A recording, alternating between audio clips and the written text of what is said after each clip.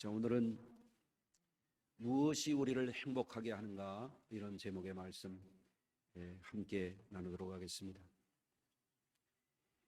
사람들은 누구나 행복하게 살기를 원합니다.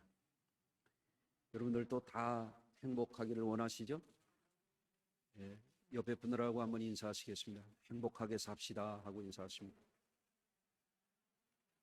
당연히 그래야죠. 그렇죠? 예.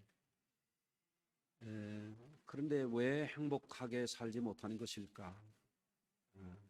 나는 행복하다 하는 분들도 계시겠지만, 우리가 행복한 삶을 살아가기 위해서는 꼭 필요한 것이 있습니다.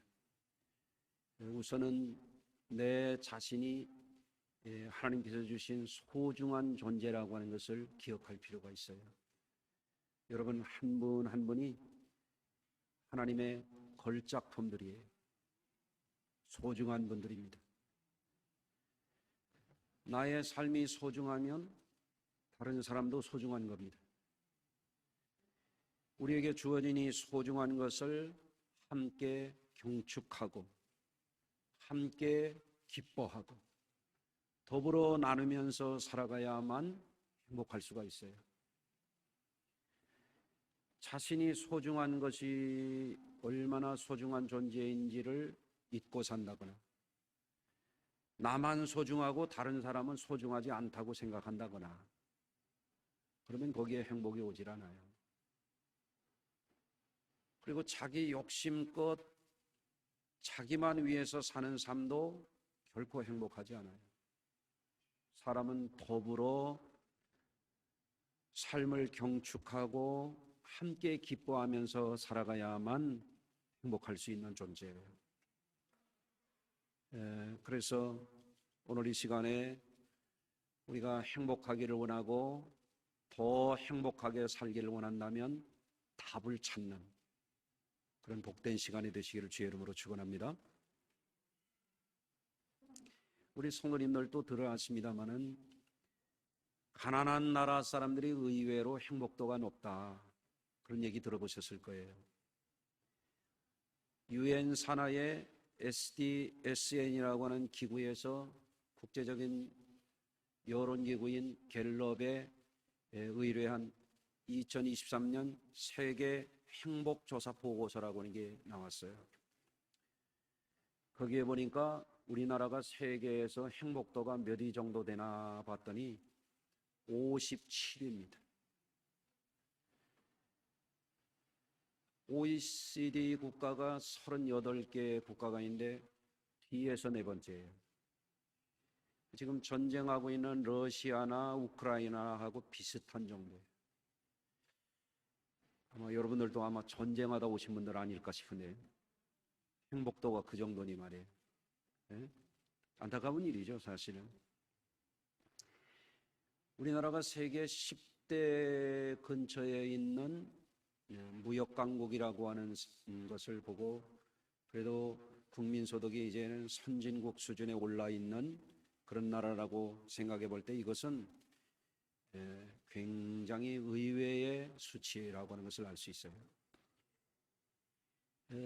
현대인들 가운데 많은 사람들이 행복을 점점 잃어가고 있습니다.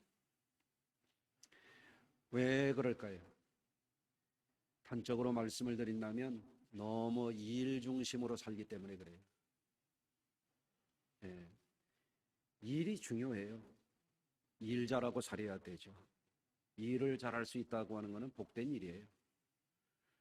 그런데 사람이 일만 귀중히 여기고 살게 되면 행복할 수가 없어요. 일이 생활의 기반이 되기 때문에 누구도 소홀히 할 수 없는 점은 모두가 다 아는 사실입니다.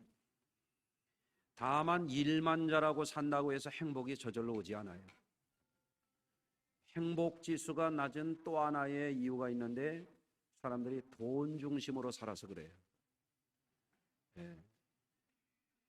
여러분, 전에도 그런 얘기 했습니다만, 돈이면 다다, 돈이면 다다. 그래서 돈만 보고 돈이면 다다, 돈이면 다다 하고 살다 보니까 돈다 하다 돌았다는 얘기가 있잖아요. 예? 돈이 다가 아니에요.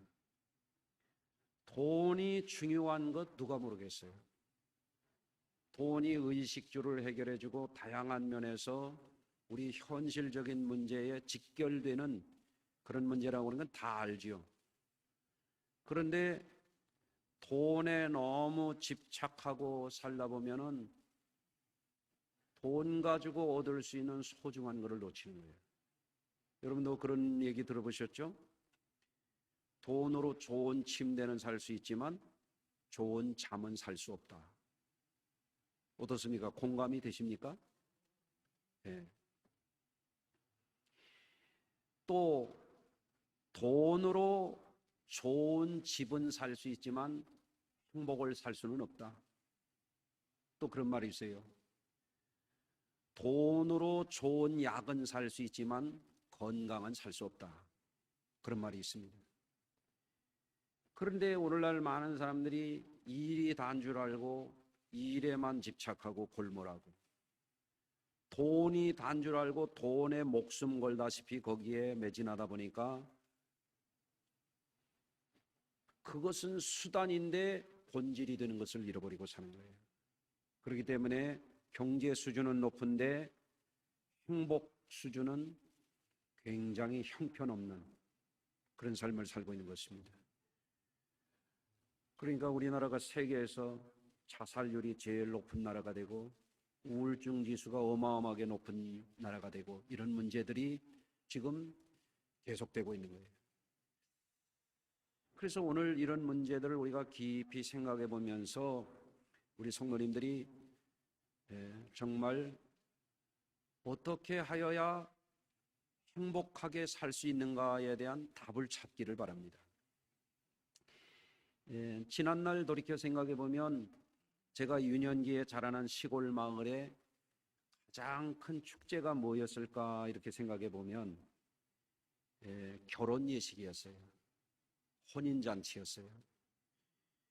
한 가정을 이루고 이제 혼례를 치르게 되면 온 동네가 떠들썩합니다. 결혼식을 준비하는데도 동네 아주머니들이 다 모여가지고 음식을 장만하고 남자들도 뛰어다니면서 여기저기서 잔치를 준비해요. 그리고 혼례식 당일날 큰 잔치가 벌어집니다. 그리고 그 뒷정리하는데도 며칠 걸립니다. 큰 축제입니다. 이게 뭘까요? 결혼이라고 하는 것이 자신의 삶에 있어서 굉장히 중요한 이벤트라고 하는 것을 남녀노소 온 동네 사람들이 다 축제화해서 이 날을 의미 있는 날로 경축해 주는 거예요. 그래서 이러한 사실을 경험한 사람은 우리가 부부로 맺어진다고 하는 것이 이토록 중요한 일이구나. 그래서 그런 얘기 하잖아요. 검은 머리 팥불이 되도록 잘 살아라. 그런 얘기 하잖아요. 괴로우나 즐거우나 힘에 겨워도 옛날에는 또 자식들을 왜 그렇게 많이 낳았대요? 그거 다 뒤치다거리에 가면서 다 기른을 하고 뼈 빠지도록 일해가면서도 그 결혼 혼례식 때 온 동네 사람들이 경축해 주었던 그 축제의 의미를 새기면서 가정을 이루고 살아가는 거예요. 이게. 근데 오늘 본문에서 보면 예수님이 공생애 가운데 첫 방문지가 어디였냐면 가나의 혼인집이었어요. 예수님이 가실 때가 많은데 하필이면 첫 번째 공생애 시작하는 마당에 혼인집을 가셨다고 하는 것은 굉장히 의미 있는 일이에요. 이게. 그래서 예수님은 그 결혼 예식하는 이 집에서 공생의 첫 표적을 나타내셨죠. 가나의 혼인집의 표적입니다. 이것은 예수님께서 초월적인 능력을 보여주셨다고 하는 것에 사람들이 많이 주목하지만 제 생각에는 그런 의미도 물론 있지만 예수님이 혼인잔치 자리에 참석하신 것은 보다 더 특별한 의미가 있다. 그런 생각을 합니다. 예수님께서 사람들이 행복하게 살고자 하는 그곳에 가셔서 최고의 행복, 천국의 축복이 무엇인지를 나타내시고자 하셨다 하는 것을 말씀을 드리고자 합니다. 여러분, 사람들이 일과 돈에만 매몰되어서 살게 되면은 어떻게 되느냐? 점점 삶이 삭막해져 갑니다. 지금 우리 사회가 그렇게 돼가고 있습니다. 그런 삶에 빠져서 살게 되면 행복을 누리는 법을 잊어버리게 돼요. 오늘날 어떤 사람들은 일은 열심히 합니다. 아주 돈을 악착같이 벌면서 삽니다. 그런데 일도 열심히 하고 돈을 악착같이 벌면 돈이 쌓이는 만큼 행복해야 되는데 행복이 오지 않는 거예요. 이건 뭔가 문제가 있는 거죠. 여러분은 어린 시절을 생각해 보면 행복한 기억을 가진 분들이 있고 없는 분들이 있을 수가 있어요. 어린 시절에 나는 참 행복하게 잘 자랐다 이런 생각이 있는 분들이라면 그 가정은 어른들이 자녀들에게 배려를 충분히 해준 가정들이에요. 행복도가 떨어지는 가정에서 자라났다면 그런 기억이 없거나 거의 없어요. 예. 그래서 이런 얘기합니다. 나는 생일날도 쌀밥도 먹지 못했어. 이런 분들이 있을 수 있어요. 나는 소풍 갈 때 도시락도 못 가지고 갔어. 이런 얘기. 어떤 사람은 이런 얘기합니다. 내 졸업식 때는 부모님이 한 번도 오신 적이 없어. 누구 얘기일 것 같아요? 제 얘기. 대학 졸업식 때 어머니가 처음 오셨어요. 저는 수학여행 가본 적이 없습니다.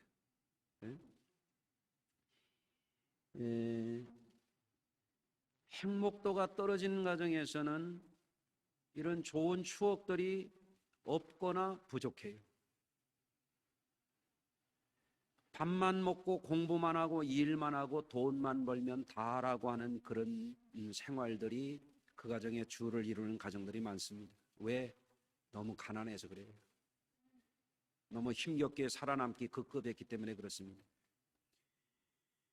문제는 그런 경험만 했던 분들은 장성한 후에도 어떻게 살아야 행복한지에 대한 방법을 모르는 거예요.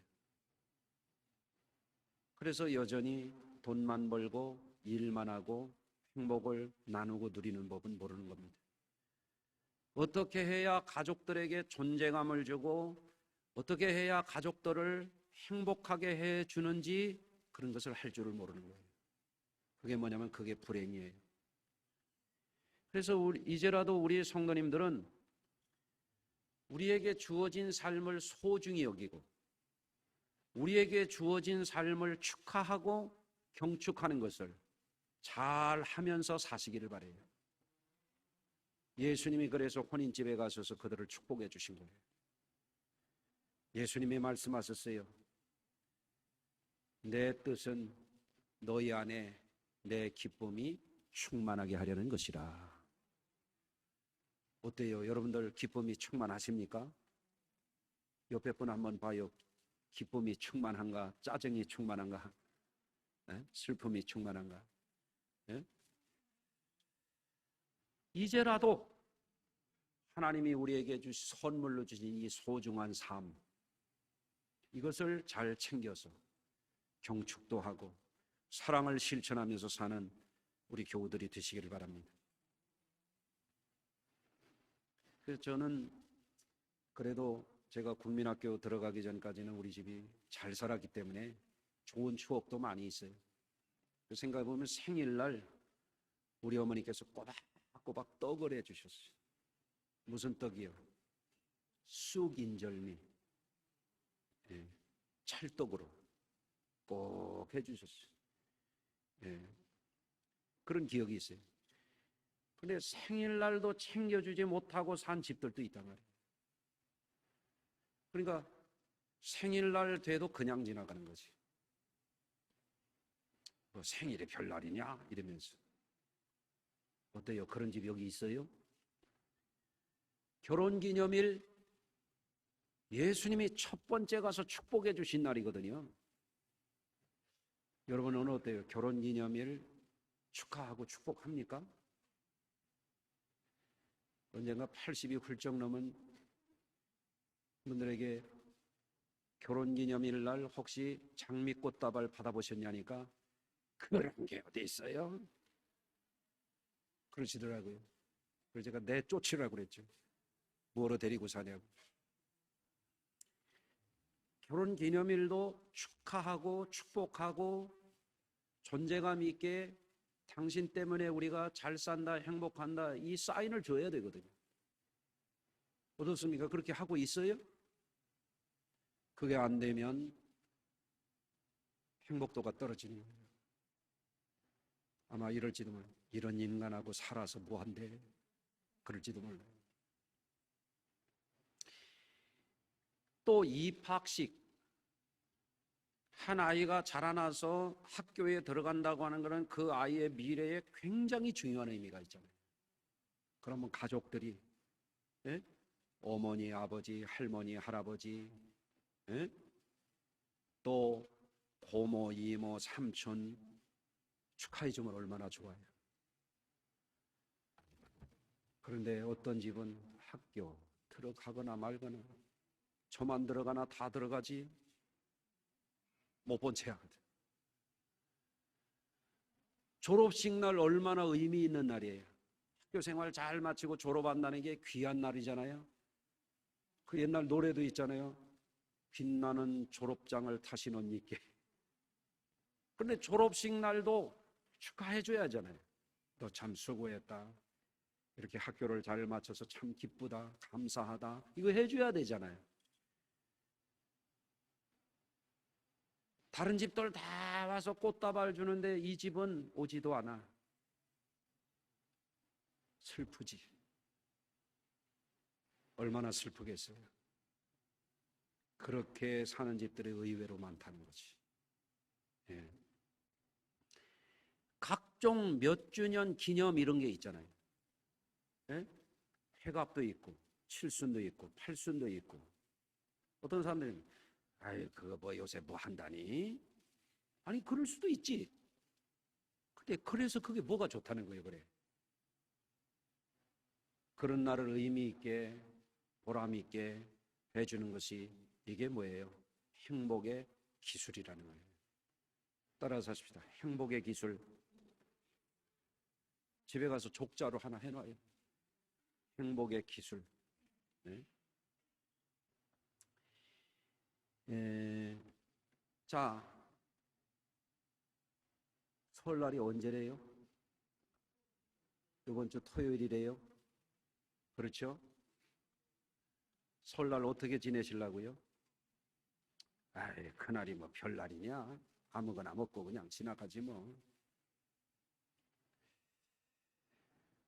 어떤 집은 추석날 일하러 나가요. 다른 날 해놓고 그날은 좀 축제를 해야지. 그러잖아요? 설날이 뭐 별날이냐? 그냥 지나가자. 그럴 수도 있죠. 그 뭘 모르는 거예요? 삶을 어떻게 살아가는 건지를 모르는 거예요. 생각을 바꾸시길 바랍니다. 여러분, 하나님께서 우리에게 주시는 소중한 날들, 이런 날들을 축복의 날로 삼을 줄 아는 것이 삶의 지혜라고 하는 것입니다. 축제가 있는 삶은 삶의 의미를 살려주는 거예요. 구성원 간에 어느 날을 특별한 의미 있게 써서 그 사람을 축하해주고 그 사람을 축복해주는 이것은 무슨 의미가 있느냐? 그 사람에 대해서 가치 있는 존재라고 하는 사인을 주는 거예요. 존재감을 주는 거예요. 또한 이런 축일을 잘 챙겨나가는 이것은 뭐냐면 가족이면 가족 또는 동료들이면 동료들 간에 친밀감을 증진시켜 주는 거예요. 여러분, 사람이 갈등하고 반목하고 사는 게 행복합니까? 친밀감을 자꾸 만들어가는 것이 그게 행복하게 사는 삶의 방식이라고 할 수 있죠. 특별한 날을 의미 있게 만들어주면 그 주인공은 너무너무 행복한 거예요. 이거를 많은 사람들이 소홀히 한다 이거예요.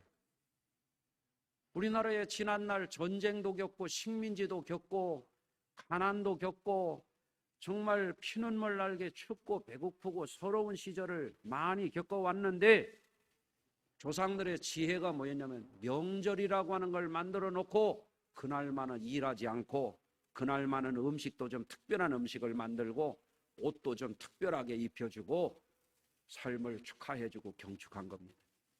이게 뭐예요? 행복의 기술이라고 하는 거예요. 예. 그래서 이런 것을 잘 할 줄 아는 사람이 뭐 하는 사람이냐? 한번 따라서 해보세요. 살림을 잘하는 사람이다. 이런 거를 다 무시하고 명절날 음식도 장만할 줄도 모르고 가족들을 챙길 줄도 모르고 이런 사람이 뭐예요? 이게 살림을 너무너무 못하는 사람이에요. 가정을 경영할 줄을 모르는 거예요. 한마디로 말하면 철이 없는 사람들이에요. 여러분들 20세기 말에 와서 행복 심리를 연구한 학자들이 나오게 됐어요. 오랜 역사 속에서 인류는 행복이라고 하는 것을 다 추구했거든요. 문제는 어떻게 해야 행복한지에 대한 답을 잘 찾질 못했어요. 그래서 어떤 사람은 권력에 몰두하고 어떤 사람은 세상 향락에 몰두하고 어떤 사람은 음풍농어를 하고 어떤 사람은 무의자연을 주장하고 각가지 이런 것을 했어요. 그런데 행복심리학자들이 연구를 해보니까 그리고 21세기에 와가지고 학자들이 어떻게 해야 행복한지에 대한 과학적인, 경험적인, 실증적인 이거를 해보니까 미덕을 행하고 미덕에 행하는 강점을 강화시키면 행복해지더라. 행복도가 올라가더라 하는 데이터를 얻게 되었어요. 여러분이 그래서 이번 설날에도 여러분들이 어떻게 하면 가족을 행복하게 할까? 여기에 관심을 갖고 여러분이 미덕을 발휘하면 그 가정은 행복도가 올라간다 이거예요. 아시겠죠? 예. 그래서 이것을 이 학자들이 교육에도 적용을 해봤어요. 만일 부정적인 것을 찾아서 벌 주고 문책하고 이렇게 하기보다는 교육 방법을 바꿔서 미덕을 권장하고 강점을 찾아서 그것을 강화시켜주고 강점을 찾았을 때 그거를 축하해주고 이렇게 했더니 학습 효과가 놀랍도록 좋아지더래요. 예?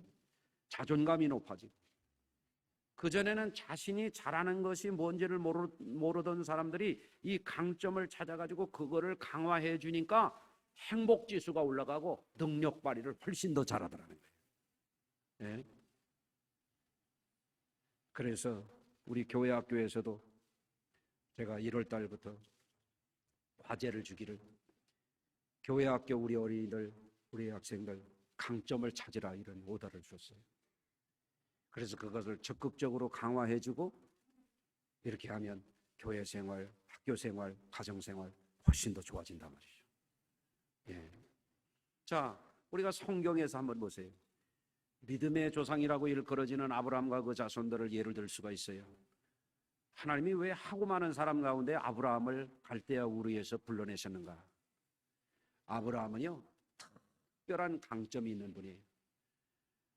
하나님이 아브라함에게 놀라운 축복의 약속의 말씀을 주셨어요. 여호와께서 아브라함에게 이르시되 너는 너의 고향과 친척과 아버지 집을 떠나 내가 내게 보여줄 땅으로 가라. 내가 너로 큰 민족을 이루고 내게 복을 주어 내 이름을 창대하리니 너는 복이 될지라. 너를 축복하는 자에게는 내가 복을 내리고 너를 저주하는 자에게는 내가 저주하리니 땅의 모든 족속이 너로 말미암아 복을 얻을 것이라. 하나님이 하고 많은 사람 중에 아브라함에게 이 말씀을 주셨다. 왜 그랬을까요? 아브라함에게서 발견되는 강점이 있어요. 아브라함은 어떤 사람이냐면 긍정적인 사람이에요. 예? 여러분들도 믿음 생활하지만 어떤 사람은 평생 부정적인 믿음이요. 부정적인 믿음이라는 거는요, 불신앙하고 똑같은 거예요. 그런 거에 빠지지 마시고 긍정적인 믿음의 사람이 되시기를 주의 이름으로 축원합니다. 그랬더니 아브라함이 묻지도 않아요. 따지지도 않아요.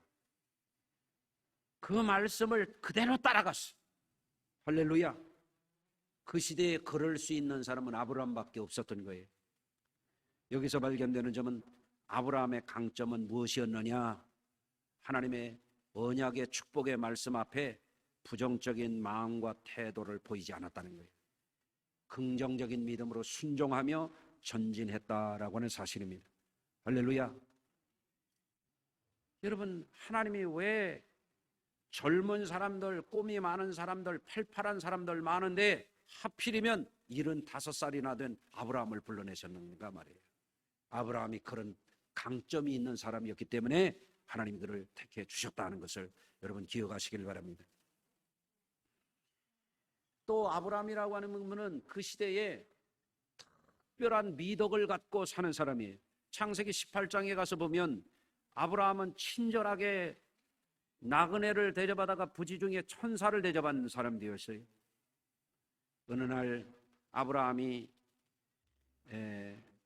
아모리 족속의 땅 마므레 상수리 나무 있는 아주 좋은 지역에서 장막문에 앉았는데 세 사람이 나그네가 그곳을 지나가요. 아브라함이 어떻게 했는지 아십니까? 달려나가 가지고 그들을 영접합니다. 그리고 이렇게 말합니다. 그들을 보자 곧 장막문에서 달려나가 영접하여 몸을 땅에 굽혀 이르되 내 주여 내가 주께 은혜를 입었사면 원하건대 종을 떠나 지나지 마옵고 물을 조금 가져오게 하사 당신들의 발을 씻으시고 나무 아래서 씻소서. 내가 떡을 조금 가져오리니 당신들의 마음을 상쾌하게 하신 후에 지나가소서. 난 모르는 사람이에요. 낯선 나그네입니다. 근데 달려나가서 영접했다. 여러분, 우리 교회 안내위원들이 여러분을 영접할 때 좋습니까? 좋습니까? 좋지. 아멘. 여러분들, 그런데 어떤 사람은 자기 가족의 집에 와도 쳐다도 안 보고 문을 두드려도 열어주지도 않고 그런다는 거 아니에요. 그런데 어떤 사람은 달려나와서 영접합니다. 달려나와서. 여러분, 어떤 쪽이에요? 아브라함은 무슨 아주 어디 사람을 영접하는 특별한 훈련을 받지도 않은 분인데 나그네에게 달려나가서 영접할 정도로 그렇게 친절한 분이었어요. 나는 우리 성도님들도 더 친절해지시길 바래요. 할렐루야. 한번 따라서 하십시다. 성수교회는 친절한 교회. 우리 집은 달려나가서 영접하는 집. 어때요? 그럴만합니까? 거리가 뭡니까? 아직? 아브라함은 참 특별한 분이에요. 그리고 나그네에게 어떻게 하냐면 송아지를 달려가서 잡아요. 뭐를 잡았다고요? 닭을 잡은 게 아니야. 송아지를 잡아서 대접해요. 여러분, 유목민들에게는요, 지금도 건조한 지역에 나그네들이 지나가면은 물을 대접하고 음식을 대접하는 것이 미덕입니다. 근데 그 중에서도 아브라함은 특별한 거예요. 특별한. 예, 참 좋은 분이죠. 그러니 하나님이 그 시대의 사람들을 볼 때 누구에게 복을 주시기를 원하셨겠냐 이래. 아브라함 같은 분이 행복해야 되지. 할렐루야. 근데 일만 알고 돈만 알고 사람 귀한 줄도 모르고 반갑게 맞이할 줄도 모르고 대접할 줄도 모르고 친절할 줄도 모르면 어떻게 돼요? 불행하게 되는 거죠. 여러분이 그렇게 살지 마시길 바래요. 그 나그네들이 그렇게 했다고 하겠다고 그러니까 어떻게 했는지 아십니까? 아브라함이 급히 장막으로 가서 사라에게 이르되 속히 고운 가루 세 스아를 가져다가 반죽하여 떡을 만들라 하고 아브라함이 또 가축대에 있는 곳으로 달려가서 기름지고 좋은 송아지를 잡아 하인에게 주니 그가 급히 요리한지라. 아브라함의 집은 있잖아요, 안에 사라도 친절하고 종들도 친절하기가 이를 데가 없어. 집안이 다 좋아. 좋은 집안이야. 우리 성도님들 가정같이 말이에요. 그렇게 되시기를 주의 이름으로 축원합니다. 예. 많은 사람들에게는 강점이라고 하는 것이 있습니다. 흔히 말해서 장점이라고 말하는 것입니다. 그런데 이거를 잘 살리면 얼마든지 더 친절하고 얼마든지 더 빠르고 얼마든지 선한 일을 하고 얼마든지 더 행복하게 살아갈 수 있는데 사람들이 그것을 간과한다 이거예요. 아브라함의 아들 이삭도 역경 속에서도 부정적인 말 한마디 하지 아니하고 절대 긍정의 믿음으로 도전하고 도전해서 어떻게 됩니까? 그랄 땅에서 축복을 받아서 거부가 되고 번성하게 되지 않았어요. 야곱도 마찬가지예요. 야곱도 족장시대에 장자에게 주어지는 축복권이 없는 열등한 불평등한 차자로 태어났지만 자신도 얼마든지 장자의 축복을 누리고 행복하게 살 거라고 하는 그 믿음을 가지고 불가능에 도전하잖아요. 형 에서가 자신이 가진 강점 장자의 축복권을 소홀히 여길 때에도 그는 장자의 축복권을 사버렸잖아요. 외삼촌의 집에 가서도 레아를 위하여 7년, 라헬을 위해서 7년, 자신을 위하여 6년, 20년 동안을 치열하게 적극적으로 노력해서 어떻게 합니까? 번성하는 가문을 이루어요. 고향으로 돌아가는 길에 야복강을 건널 때 형 에서가 와서 자신을 다 쳐서 그동안 일군 거를 다 깨뜨릴 것 같은 두려움이 밀려와. 그러니까 홀로 남아서 밤에 천사와 씨름을 하잖아요. 예? 허벅지 관절이 어긋났는데도 축복을 달라고 매달려서 이스라엘이라 하는 축복을 받아내지 않습니까? 여기에 보면 이분들의 강점이 있어요. 야곱은 적극적이. 아멘 한번 해보세요. 예. 여러분, 일하는 것도 중요해요. 돈을 모으는 것도 중요해요.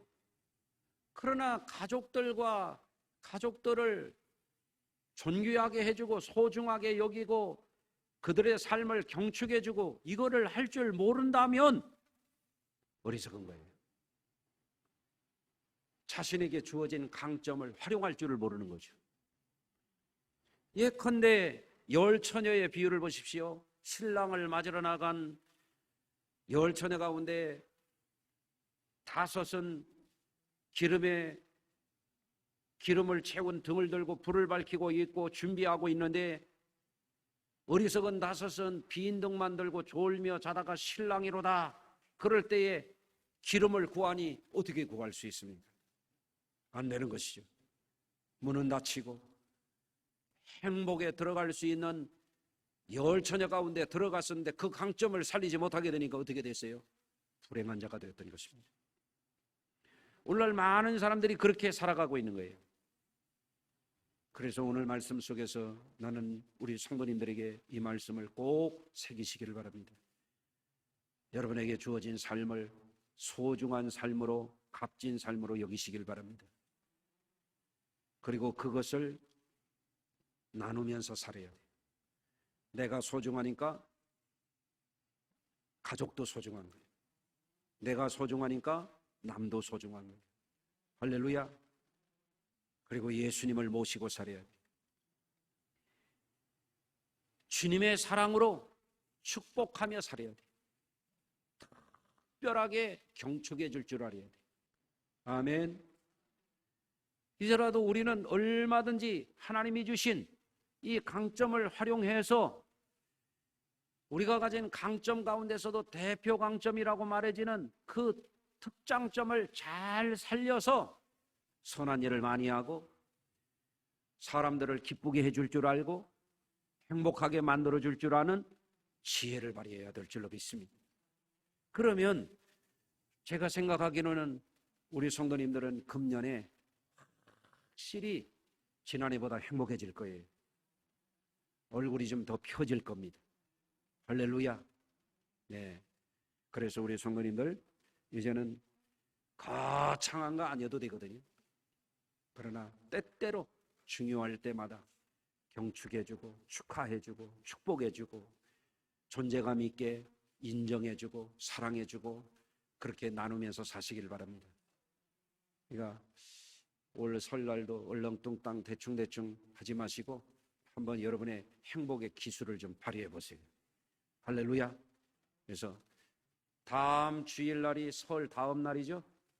예. 다녀올 때 미리미리 다 다녀오시고 예.